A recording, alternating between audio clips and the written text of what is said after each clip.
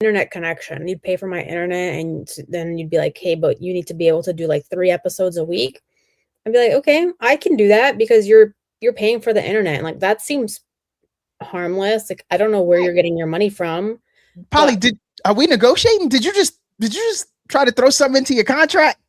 I mean, when you get Spectrum or whoever to sponsor you, and you want to, spread that. I mean, I'll wear a shirt that says Spectrum on it. If we need to go there, right? Like, we can negotiate. Everything's negotiable in life. No doubt. The kingdom of Dahomey built much of its power and wealth through the capture and sale of enslaved people to European traders before being conquered by France in the late 1800s.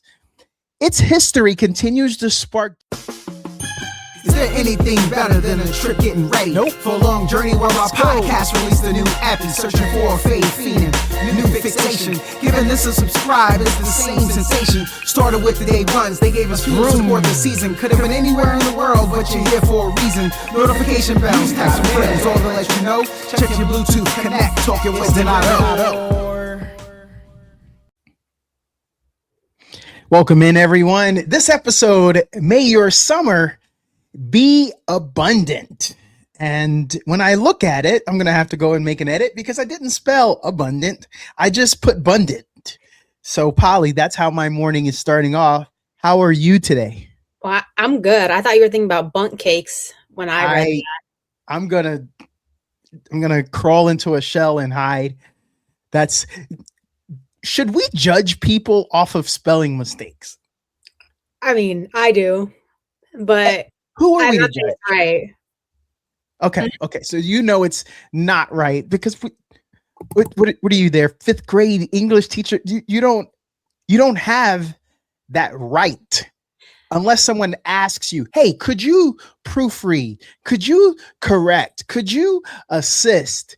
But I feel like sometimes it's passive aggressiveness where those people force themselves onto others. And what I've noticed, a lot of times they don't even know they're doing it. It's ingrained in them. True. I mean, I realize that I end up being in a profession where that attention to detail tells me a lot about people, and I need to have attention to detail. So I think at some point, because it's what I've been doing for so many years and what I've been looking out for and like my training and everything. So I think I just automatically use that skill and then eventually realize that I can't use it in every setting because it doesn't work because people aren't trying to get that feedback, or it's just awkward if I bring it up. So your opinion stays the same when you see things like that because no one does it intentionally, Polly. Well, in some situations, if these people I interact with frequently and they continue doing it, and again, based on what I expect out of them or why we're working together, it just tells me overall about certain other qualities that they may have. Maybe they're not dedicated to our team or tasks, or overall, if they're like trying to pursue a certain career or education, then it tells me like that might not be the right fit because it's critical for them to get the feedback. So even simple feedback like correcting spelling over time, right? If you get feed at the end of the day, it's like I'm giving you feedback repeatedly and you're not doing with that feedback. So it tells me you either shut down with feedback, you don't review feedback, or you just don't care. So Polly, in my situations, that's how I assess that scenario. But again, it's very a niche situation of why I care about you implementing the changes that I give you. Yeah. But I say again, Polly, no one's perfect. As the years progress, auto correct, auto populate, auto text, all the autos, they make it easier for us. And how many of us in our daily profession actually sit around and write or even type regularly to hone those skills, to have that daily practice, that rhythm, so that you got it, or you're fast enough to get it done and then go back and proofread before you send it? True, but again, that's why again, so if you see me every day and my name is Polly, and the first time you spell it Paully, okay, maybe you're trying to be funny, maybe something. But then you keep adding you keep making that same mistake, or you keep adding an or you add an L, and again, it's not like fine, you messed up my name, but at the same time, like you have to have a conscious effort to type that, right? So you're trying to tell me that you don't care enough about this individual, that you're giving them a product. So you if you were to give your a boss like a presentation and the cover and the first page is all messed up, or you misspelled your boss's name, think of that those scenarios like, okay, well, so you don't care, you just did this, or like why are you in this position? Why do we, if you're messing up in something like this, where else are you messing up that affects our company or our image or things like that? So that's again, that's like my approach that I come from things. Yeah, people, I type every day, I write every day, so what I do is different. But you're right, a lot of professions, they don't type every day. Everything's automated. They can rely on AI. That's different. If you're in a field that relies on AI, fine, right? But again, then let's do this. So if my AI makes my menu and I misspelled cheeseburger, and you have a customer coming in and they see cheeseburger with 4 E's, or the G and the R are flipped, are they saying, oh, it's because AI made it? Okay, yeah, AI made it, but you didn't take the time to verify it. And now you're known as a place like, oh man, they misspelled cheeseburger. So is it they don't know how to spell, they don't care, or other assumptions? Oh, sorry, ma'am. You were asking us about the menu. Yeah, well, I was just trying to tell you, it's really cheesy. That's why I got all them E's in it. Yeah, yeah, yeah. You should order it, right? I mean, I'm gonna play that off. If I spend a lot of money printing, designing these menus, laminating them, shipping costs, and no one's gonna take it back, yeah, I'm sad that me or someone else made that mistake. But I get it. I get it. I get exactly where you're coming from. It's funny though. It's funny, and I feel really bad. And if I knew how to update it right now while we are doing this, I would do it. But I don't want to ruin what we have done 6 minutes in already. Well, look at like if somebody misspelled Washington for a Washington Capitals hat, you'd be like, oh, well, it's automatic. But then it's like, well, I can't sell that because I clearly misspelled Washington. And if I keep doing that, like, oh, it was automatic, it was automated. Obviously, everybody knows how to spell Washington, but then think about it like, okay, well, that's is at a different extreme where it's like, okay, you want us to buy a product. Well, why am I going to buy a product that's not up to the highest standard? So same thing. At the end of the day, it's like, who are your products for? Do they care? That also matters. And some people are like, I don't care, and I'm just going to get by that way. But just I'm not in that kind of field where I can get by like that. Well, if it's a misprint on the hat or the shirt, another item that's going to get shipped off to a third world country. I don't know if you know what happens, but they pre-print Super Bowl, NBA Finals t-shirts, and the winner gets their shirt and the loser goes to a third world country. And you may see it on one of those. For the price of a cup of coffee, you could be feeding little starving kids in San Diego that live down the street from Polly Pockets in her mansion. Right. And again, in that type of audience, they don't care how it's spelled. They might not know it's wrong information or misspelled, but they're just thankful to have a shirt. So again, that's a different scenario. Different scenario, different topic. Relationships. Hey, we went 7 minutes, 48 seconds in. About your spell. I mean, not bad. That shows restraint. Double P. I mean, come on, brother got a little restraint, a little bit. I'm not perfect. How many times I gotta say I'm not perfect? I know where I go. I'm Dr. Love with these relationships. Shout out to Dr. Love. Was an amazing psychology professor back in college, and everything he always said, oh yeah, well, that condition, yeah, it's based on love. Like he would frame everything. He was like, oh yeah, love, that's love, that's love, that's love. I was like, yo, the whole psyche is based off of love. Why we do things. Name, or you think a persona, Dr. And his name was Love. Oh, okay. Yeah, Wow. yeah, it's amazing. He did not look though. Well, Like he was stereotypical college professor nerd looking. He looked like Doc from Back to the Future. Didn't stop the co-eds though. Co-eds was always lining up at his desk doing a lot of he. So he had that love psychology. I'm not insinuating anything. I don't know. I cannot confirm nor deny that Dr. Love was loving, but he's a cool cat. And he kept my interest, which is hard to do. I'm in class to socialize. I ain't there to learn. You're in love. So while Chris Hemsworth built a blockbuster career, Elsa Pataki carried much of the family load behind the scenes. After hearing she felt exhausted and unseen, Chris reportedly chose family over nonstop work.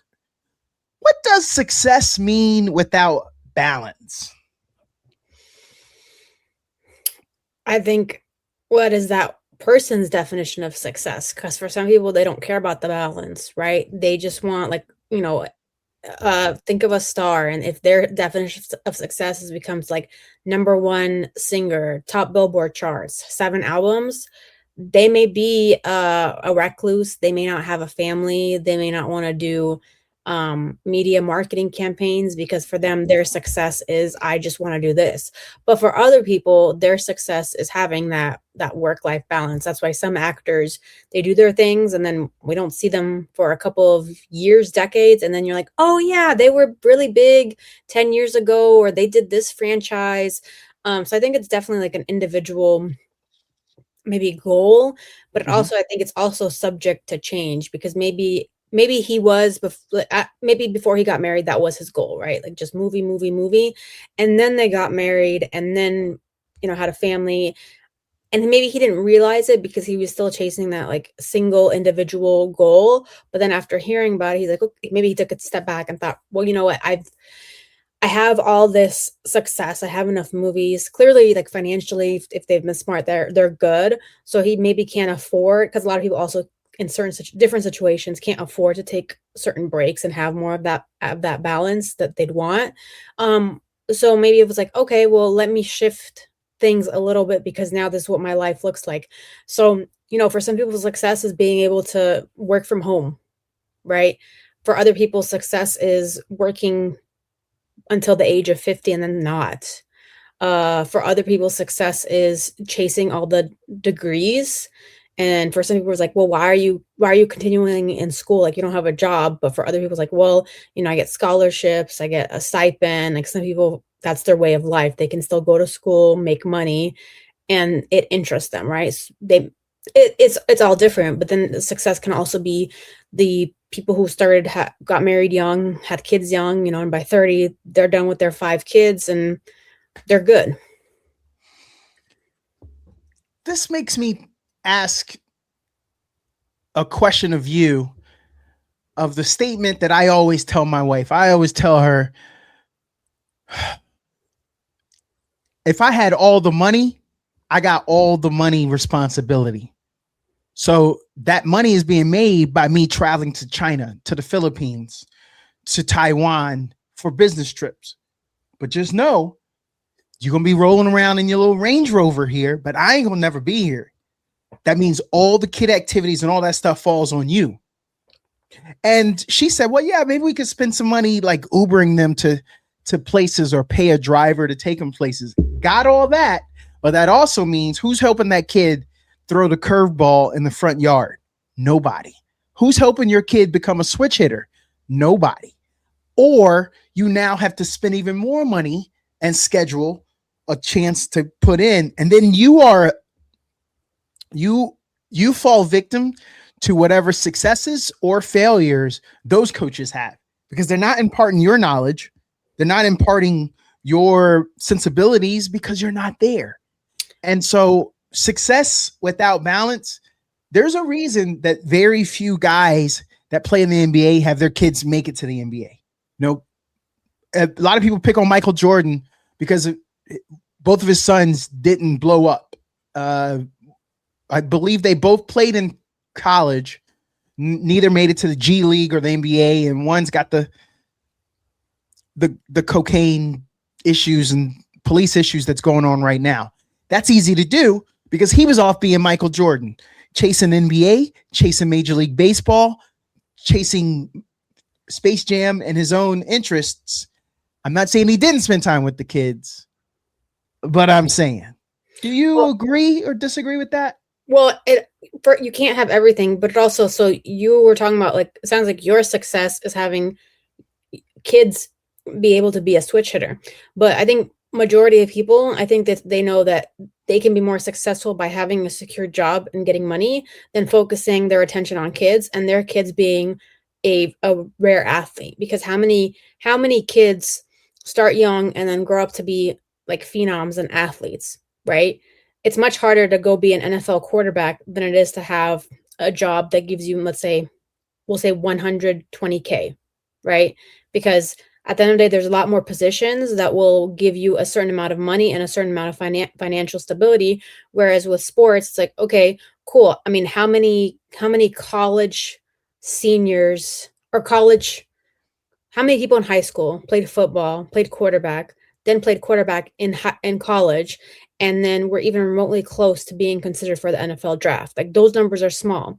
So same thing. So yeah, LeBron, him and his kid, also LeBron's like, if I understand correctly, the age gap between LeBron and his kid are significantly smaller, and that's why they can both play in the league together. So there's also, that's a little bit different too. But okay, so he was able to do it. But if everyone could be doing it, then they would. So that's an anomaly situation right there. Just like what Kobe Bryant was trying to do with his daughter, right? Having his Mamba Academy and having her play basketball with Gianna, right? But with Michael Jordan, his approach was like, okay, well, there's no guarantee, because even if he did everything and spent more time with them and tried to develop them as basketball players, they could still be in the same position right now. But if he chased his success, knowing that it set him up and somehow set up his kids. So if nobody knows their names, that's fine. But they were able to go to school. The child with the drug habit, who can pay for the drug habit? Who can pay for rehab, right? At the end of the day, like, there are those means that he's not a regular kid doing drugs. He's a kid with means doing drugs. That is a different situation. Mm-hmm. And so again, for a lot of people, it's not, I mean, kids are uncoordinated. Kids are different, but not everybody is like, I'm going to go make a judo champion. Some people, right? Richard Williams, think of any parents who were like, I think the joke is like a single Black moms, right? Or the comedians are always like, oh, they make NBA players, so leave them alone, right? That's the joke. But at the end of the day, it's like, okay, so everything you said, like, those are your goals. But for other people, their goals would be like, okay, I want to make sure I have a roof over my kid's head because I didn't have that growing up. So for them, that may be a success enough, or having their kids go to a single school, or having their kids attend a school that's rated 6 out of 10 instead of the 2 out of 10. Making sure their kids had appropriate shoes, so that's what I mean. Like, I don't think everybody has the same goals as a parent and the same goals of success, but I also think that's okay. Yeah, I agree. Eileen Wang, the mayor of Arcadia, California, it's getting close to your neck of the woods, Polly, has been charged by the U.S. Justice Department with acting as an illegal foreign agent for China and has agreed to plead guilty. The case raises fresh questions about foreign influence, local government accountability, and national security concerns. How should local governments balance openness to international relationships with the need to guard against foreign political influence and national security risks? Listen, it's Arcadia.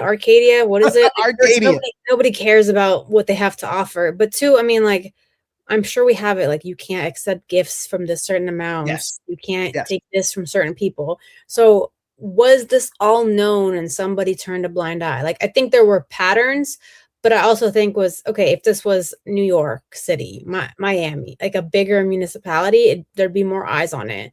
But again, like if you tell people Acadia, they're gonna be like, Acadia National Forest, what? Where's that? So I think that matters, but I don't know, unless everybody else was corrupt there too and wanted a piece of whatever was being offered. I really don't know what they were thinking. Polly, I know it sounds bad, but it ain't that bad. Here's why it ain't bad, Polly. Tell me if I'm wrong. Did I say espionage? Did I say spy? I ain't saying none of that, did I? Mm-mm. Who is turning down money? This goes back. I say it all the time, man. If you a player or you good looking or you spit game, you probably gonna cheat because you got so much opportunity and things are coming at you. So let me keep it on this. China found out about her and started sending a couple little items, like you said, little gift baskets here and there. Invited her over to come visit the motherland. I don't know. She said her name is Wang, and I'll have to look up her ethnicity, but brought her over. She took some trips. She brought families. They sent some envoys over. Envoys came over and said, hey, culturally, you got to accept our gift. We bow, we give you this. I'm making this up, but we bow, we give this to you. You accept it. Oh, by the way, we were looking to procure a contract to update all the software across all of your high schools in Arcadia. Oh, man, yeah, I could throw that contract to y'all. That is one of the items, acting as an illegal foreign agent. I'm just saying, if it's something like that, I could see more people doing that. Well, like we allow okay, so government jobs don't pay a lot of money, but we allow people to donate to people's campaigns, and even if they're not a foreign agent, sometimes their incentives aren't exactly pure. Like, I'll give this money with the understanding that you support me or you back my views and my regulations and whatever. So it essentially, like, we do that here. The only difference is not an external country, but even still, I mean, you can still be externally influenced without receiving something, you know? Yo, Polly, it's quid pro quo. Yeah. Like if you were to give me, you know, high-speed internet connection, you'd pay for my internet, and then you'd be like, hey, but you need to be able to do like 3 episodes a week. I'd be like, okay, I can do that because you're paying for the internet. And like, that seems harmless. Like, I don't know where you're getting your money from. Polly, are we negotiating? Did you just try to throw something into your contract? I mean, when you get Spectrum or whoever to sponsor you, you know, and and you want to, you know, spread that. I mean, I'll wear a shirt that says Spectrum on it.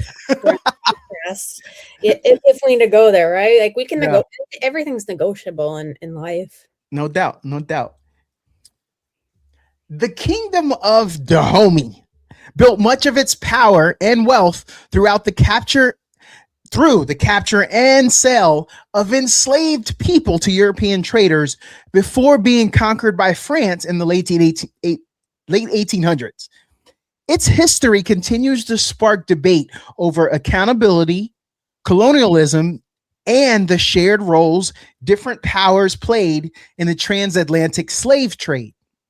Mm-hmm. How should history balance accountability when discussing the transatlantic slave trade by focusing primarily on European demand and systems, or equally examining the role of African kingdoms that participated in and profited from it? I think you have to have a public that's willing to even entertain the conversation. So if you don't have that, then it's just going to be falling on deaf ears, right? Like, hey, let's embrace it. Let's have days to memorialize it, or let's have classes, but you know, we see that where, oh, somebody doesn't want to talk about it, so we're not going to talk about it because it's uncomfortable, and then over time you just don't. So I think if you don't have someone willing to be receptive, and on the other side, like, there's also a point where you can be over the top in trying to communicate your message. Like, we all know people, right, who are just like, this is my one and only message and I need you to hear it. And it's like, got it. but that's also to the point where we don't want to listen about it.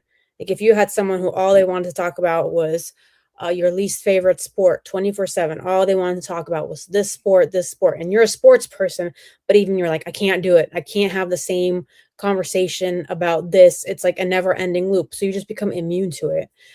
So I think you have to find that happy medium. But unfortunately, that's the hard part, because there's a lot of different people and they're set in their ways, just like they're set in their what is success ways and what I actually want to do with myself and my time. Yeah. I think that's the hard part. And that's not to say like don't bring it up, continue to bring it up, but just know that unless you have the right audience again, it may not get through. But don't give up. Polly, some restaurants are testing remote cashier systems where workers overseas take orders through video screens, helping businesses cut labor costs in expensive cities like New York City. Supporters see it as a smart business move, while critics argue it replaces local jobs and could reshape the future of service work everywhere. As remote technology expands, should businesses prioritize lower costs and efficiency, or do they have a responsibility to protect local jobs and communities? Everybody always wants to argue about local jobs, local communities. But then also people want remote jobs and things that are like flexible, right? So you have this situation where, okay, if it was a video order, I don't care. I don't need a human interaction. I'm also the type of person who, if I can mobile order it while I'm doing something else to save me time, because then my time can be spent doing something else, like that's how I see it. But I'm also thinking, like I went to the movie theater the other day and I saw a large demographic of people who they cannot use a kiosk. Asking them to do something on their cell phone is very hard. Like for me to go buy tickets in advance, find discount vouchers, that's not hard. But for them being able to figure out where the screen, where, you know, how you go to the movie theater and it tells you the screen is here and here are the seats. When people are like, oh, I want to sit up here because it's further from the screen. No, it says screen on there. But because they're elderly, because they didn't grow up with technology, a task that's very simple to me took them 5 minutes to figure out where to sit because they couldn't tell that orange means it's selected and it's not touchscreen. So those are the type of people that probably having that virtual interface is not going to work with them.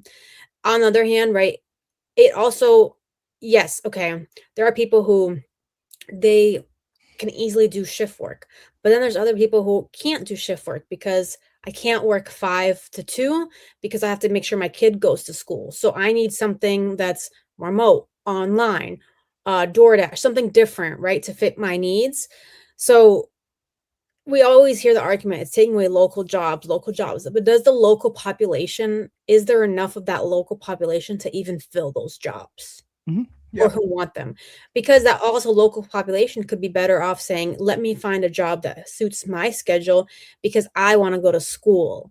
So I can then get a higher paying job that can get me to that 100K and have a roof over my head. Yeah. So I think we always hear like people complain. Like, I don't think it's threatening everyone's jobs. AI has also been around. Like, do we think a person manufactures a car from start to finish? No. And how long have we not been manufacturing cars that way? So people, and does an individual package every single box? No. And we've been doing that for how many years? But there's other jobs that sure, you can put in a machine and analyze my data, but that machine won't be able to brief the pertinent information in a meeting for executives and to understand that I need it to be able to be understandable, digestible, and hit a 5-minute block. Because then the AI may not be able to answer the questions. Because how many times have somebody put something in Chat GPT and you know the information's wrong and you tell them that's wrong and then they say, oh, you're right, that was wrong information. So I think you're going to have those complaints, but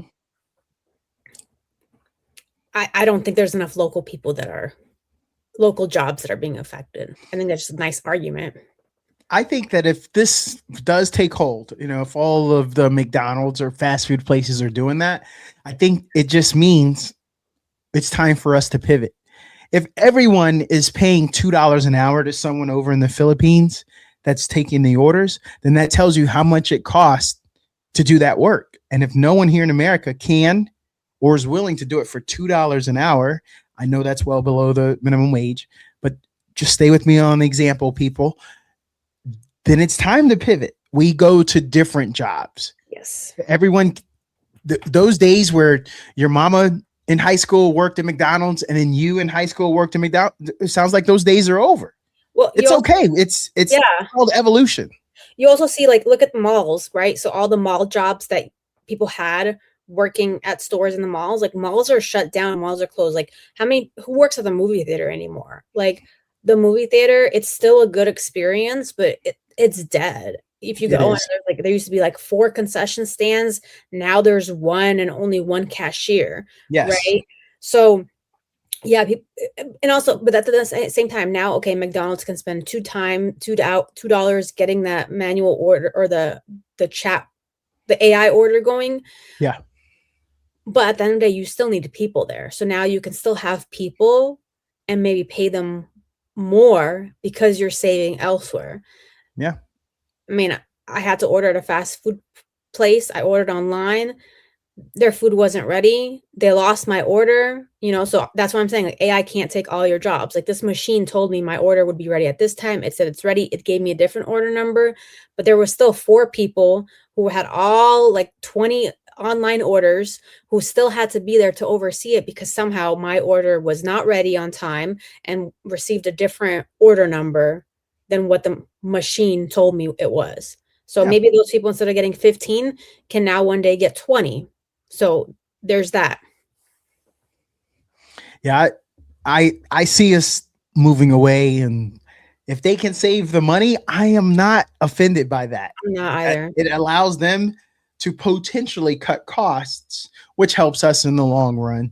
But we're going to get into a macroeconomic conversation there, and I'm going to have to pull out the dry erase board and a dry erase marker, and I'm going to have to go in on that one. Are we doing that, or you want me to go to the next topic? Let's go. I can go deep on that one. Supply and demand. Oh, okay. The Citigroup Center nearly became one of the biggest engineering disasters in history when engineer William Le Mesurier discovered a design flaw that made the skyscraper vulnerable to collapse in certain winds.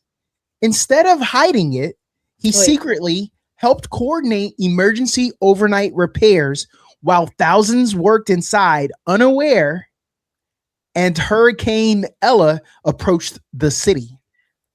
When leaders uncover a major mistake with huge consequences, is full transparency always the right move, or are there times secrecy is justified to prevent panic?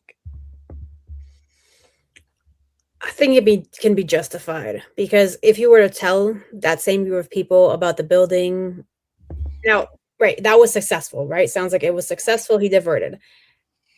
Had he failed and he kept that, that's a lawsuit. That's a different scenario. Mm-hmm. But if something can be handled, like if I accidentally omitted a statement in a report but it doesn't actually provide any overall information incorrectly. Like, let's just say I have money to spend, but I accidentally said I said we have $5,000 extra to spend in the grand scheme of things. Like, that was wrong, but people still understood walking away that we're good. We have money to spend.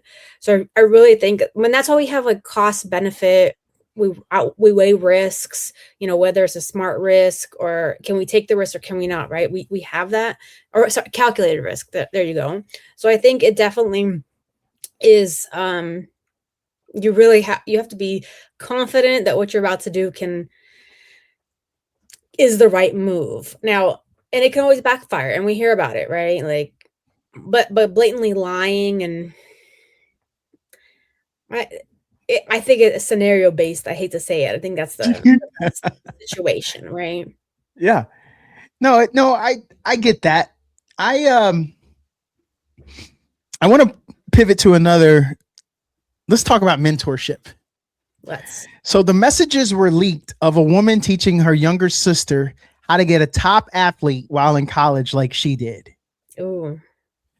So I saw this on Facebook, teaching younger sister how to get an NFL or NBA level athlete while in college. And there were screenshots of the conversation.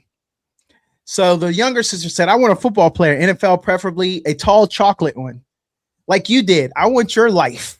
That's easy, but you have to play your cards right. You can't be an emotional little girl. And then she said, teach me. Number one, he's the prize. Remember, he can change your life. You can't change his. Ooh. Number two, dealing with cheating. Don't look for it. Girls will throw themselves at him and some will succeed. If it's just a fling, let it go. But don't let him get emotionally attached to one of them. P.S. He'll always be attracted to black girls. Activate that shenane in her by picking at her and let him see it. He'll ditch her quick. LOL. Wow. Yeah.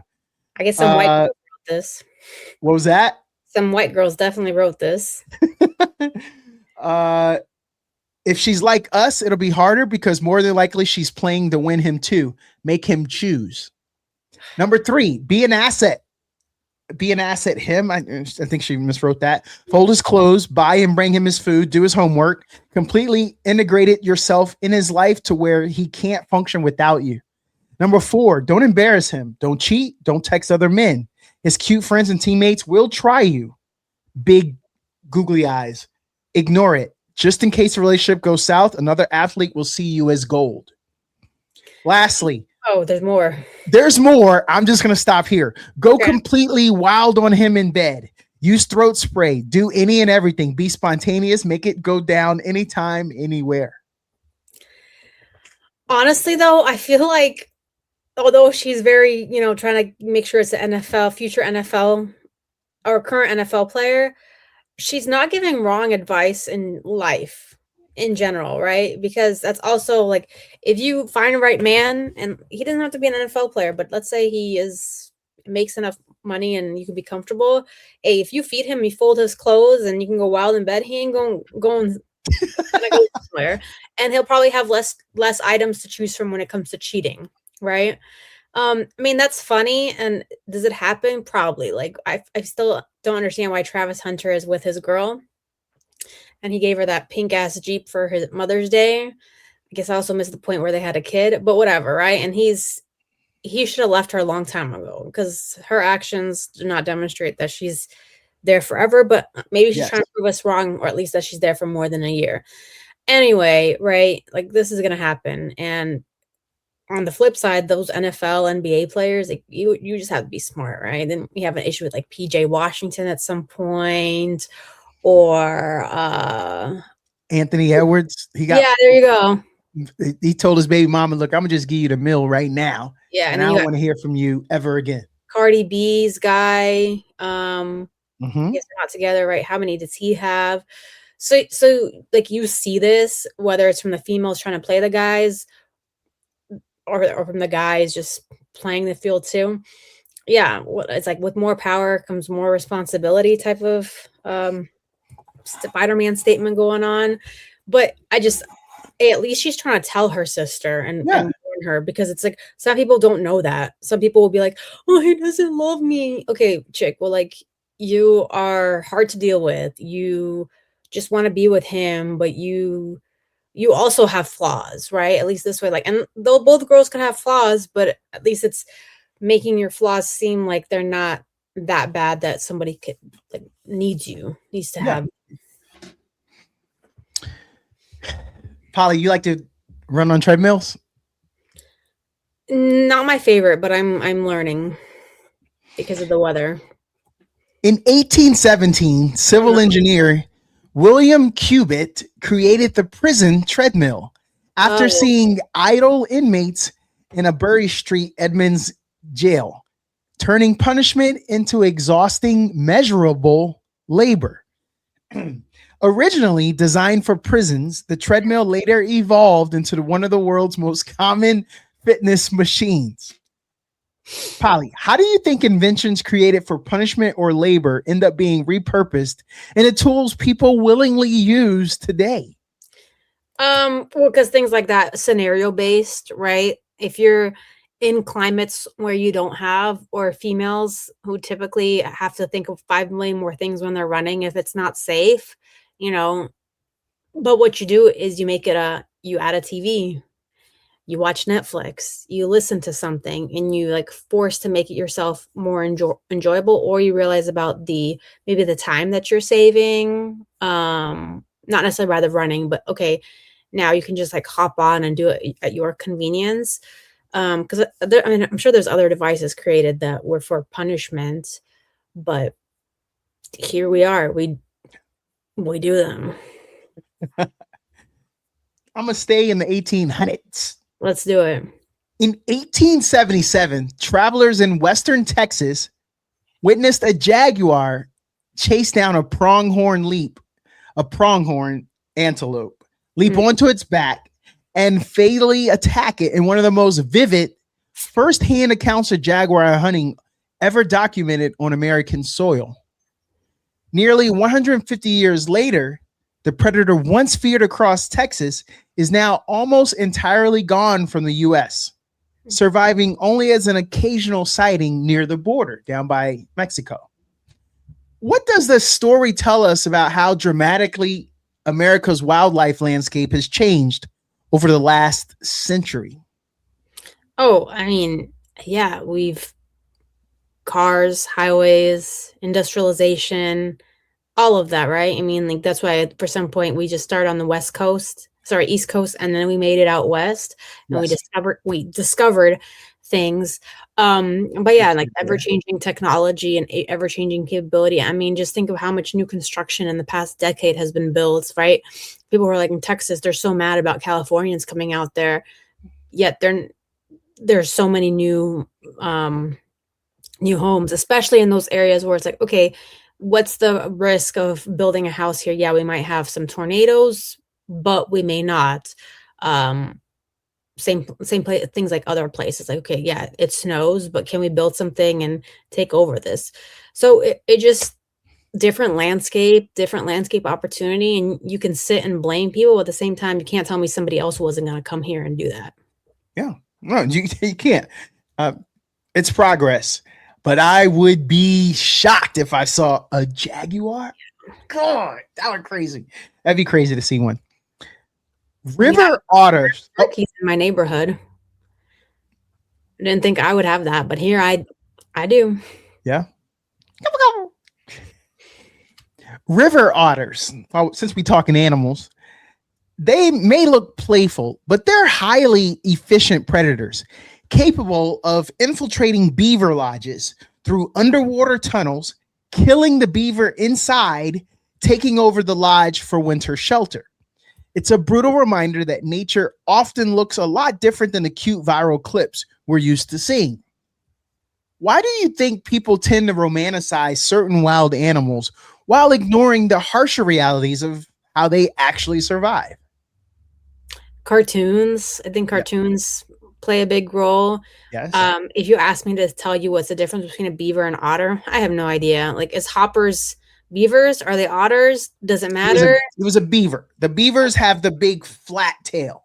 Well, I don't see enough beavers and otters in my daily life to tell you what they look like, right? I can tell you the difference between cars because I see cars every day. So I think we just don't have that one-on-one experience, whereas someone else living in a place where they have a ranch or something can tell you like, oh, like I can tell you a cardinal, right? But I can't tell from miles away what kind of bird is coming down there, and because their tail is this long as opposed to this long, like I don't like, have that experience every day. But I can tell you about shopping websites or grocery stores or jams versus jellies, because that's just what I encounter with all the time. But I do think like cartoons and because also, are you always wonder how people get all that National Geographic wildlife action. Like, do you sit there for months waiting for something to happen and then hope you don't die? But again, yeah, maybe you get like the more aggressive, but I don't really want to watch like animals fight each other to the death.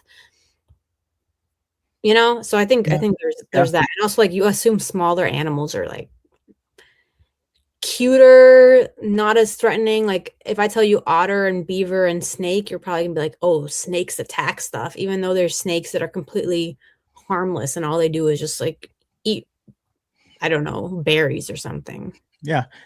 No, I get that. And I think you're right. A lot of people wouldn't know the difference.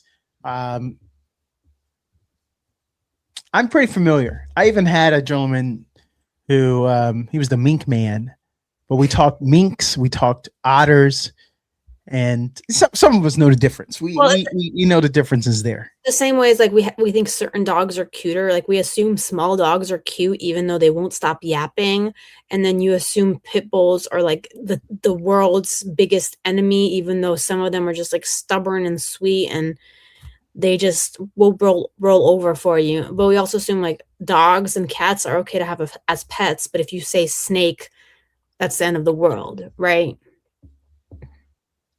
It is. In the 1980s, corporate raider Saul Steinberg targeted Coleco for a hostile takeover. They made a video game, ColecoVision, hoping to capitalize on the company's massive success from Cabbage Patch Kids. Oh. But Coleco shocked Wall Street by fighting back with an aggressive Pac-Man defense, even buying shares in Steinberg's own company before ultimately paying him to walk away. Was Coleco's their bold counterattack a genius business move or a reckless gamble that could have destroyed the company?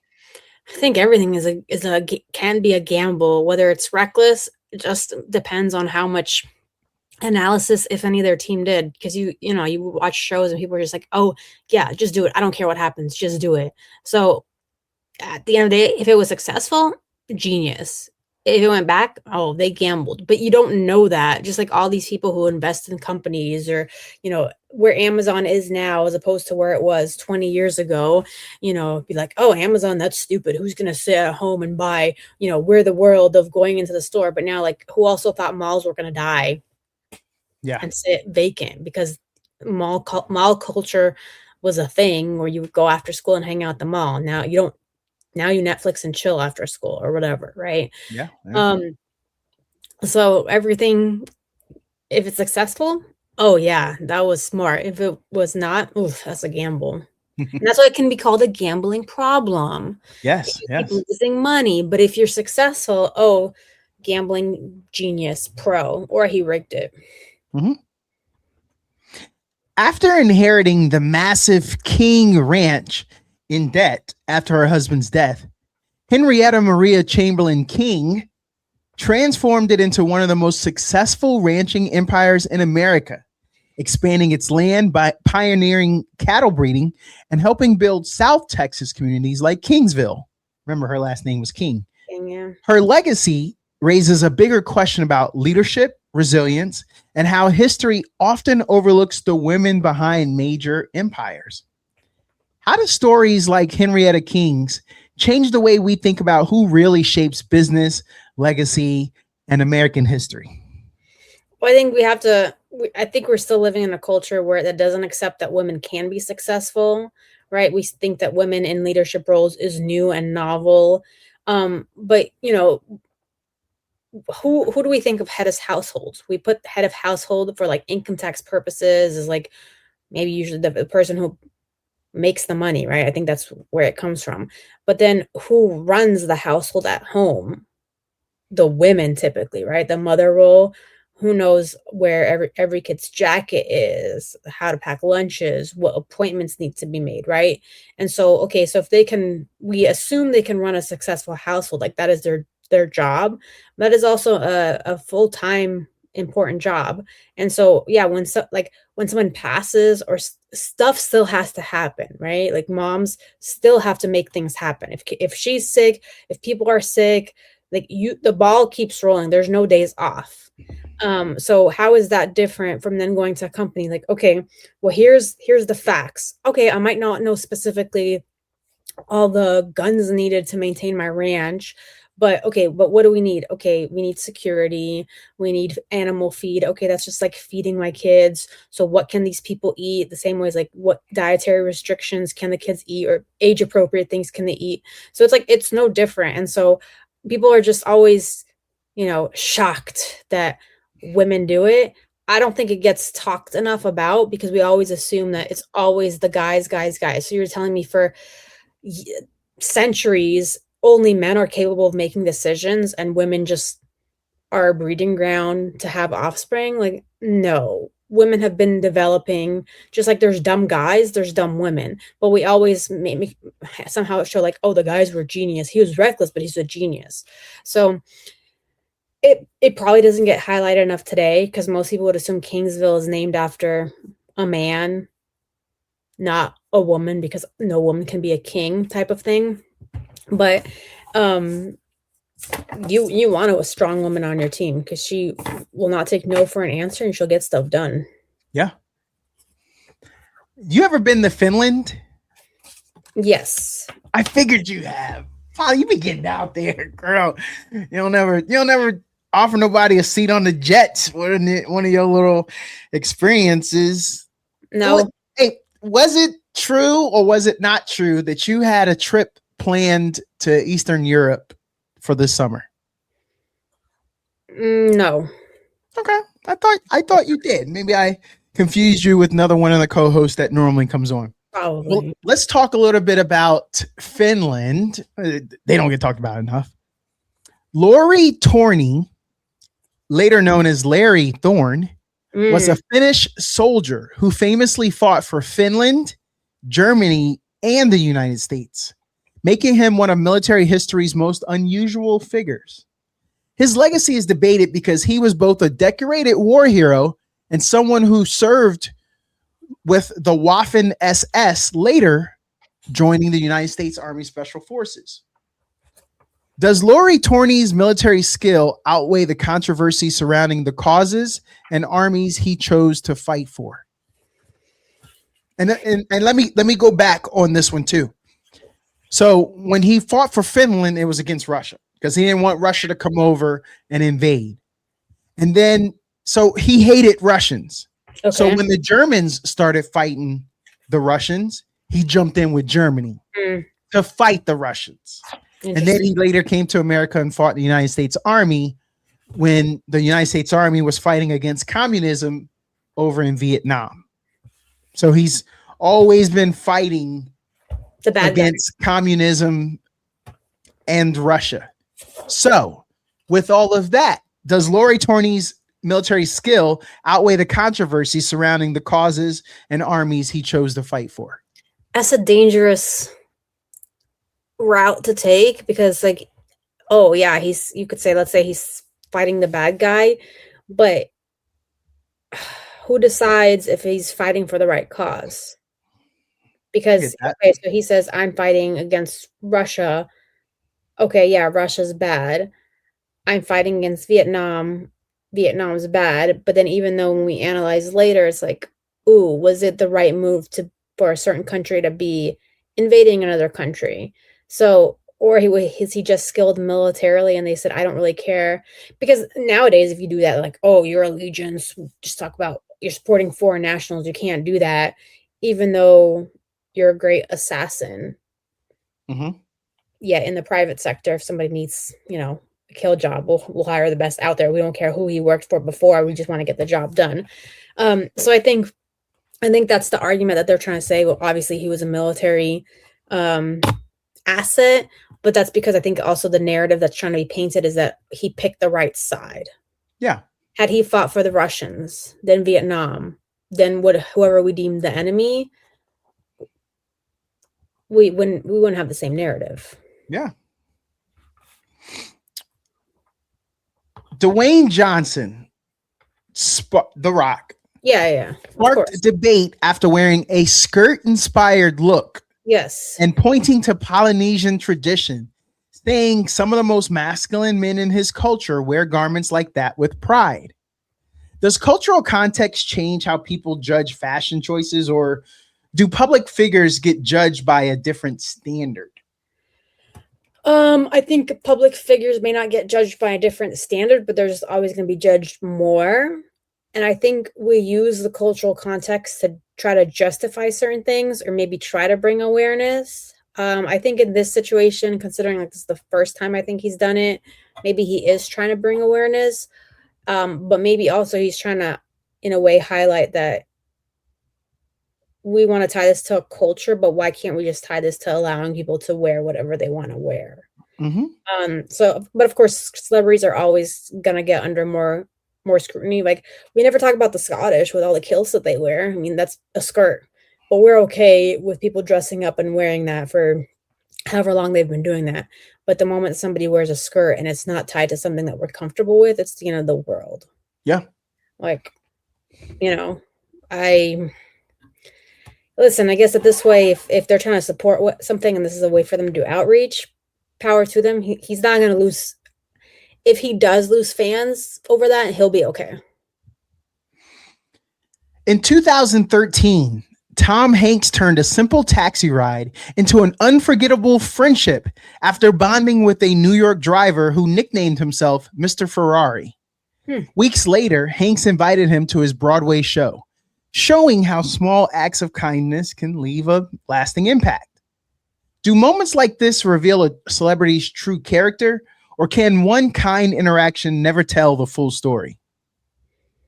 Yeah, I don't think an instant makes a full story, but I also know, like, I think Tom Hanks like donates a lot to like his coffee. He donates a lot to like veteran communities, and so he does other outreach for other different groups. But yeah, if I just did one small act, I mean, at the end of the day, it's like, that's, nice of him. And could a regular person have done that too? Like, yeah, he could have, but clearly how many taxi rides has he been in? How many people does he interact with? But clearly there's this one person that impacted in a way where he wanted to somehow give back and keep in contact through the years. So I think we automatically assume like celebrities are bad people. Like, no, they have a lot that they have to do.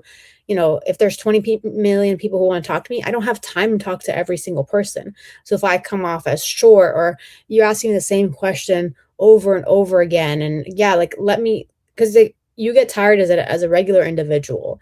And now, why do we assume that like an actor, just because they're good at their craft or performer, has that ability to always be on? And then you see this one thing, it's like, oh, it's fake. Maybe that's who they are. And maybe they were caught in a moment where they weren't forced to be something that they're not comfortable with. As in, not saying fake, but if you ask me the same question 20 times, yeah, there's only so much energy I can have hearing that same question 2 days in a row. Yeah. But if can breathe and just have a conversation, that's very different. So I don't think actors are bad or mean people. I can get where they can come off as, unapproachable, but like, think about who they have to interact with daily, as opposed to, we get customer service people who don't even want to accept your mail or your inquiry, and you're like, what's wrong with them? Like, this is their job. They're probably just as frustrated with having the same issue 5 times in an hour. Yeah. For them, we're just like, oh, that's what you get when it's customer service, but actors can't be that same way. This is last one, Polly. Yes, sir. Wilt Chamberlain gave a struggling 7'4" big man, Mark Eaton, simple advice in a pickup game. Focus on defense, rebounding, and protecting the rim. Not trying to do everything. That 5-minute conversation helped reshape Eaton into a 12-year NBA player, 2-time Defensive Player of the Year, and a shot blocking legend. So, Polly, can one piece of advice or one mentor completely change someone's career trajectory? Or does success still come down to the work after the moment? I think it still comes down to work after the moment if this is a one-time interaction. So if someone is being a mentor and like repeatedly tells you things over and over, then it's probably you working with that person or you getting their advice. But if someone was to tell me, you need to do this, I never talk to them again, and then I, do something that's like successful, I don't think you can attribute it to that one person. So the moment you said, oh, a conversation changed his life, like, no, because he probably always was doing basketball. He had to fine tune these details, and then after having this conversation, all of a sudden he was like, oh, well, Will Chamberlain told me this, so I have to do it. Or did he think, okay, let me go find a team who can help me get better at this and actually make me do it? So sure, he can credit Will Chamberlain if he wants, just to give him that, like attention. But I don't think it's just one person, one conversation. I think it has to be some like repeated actions or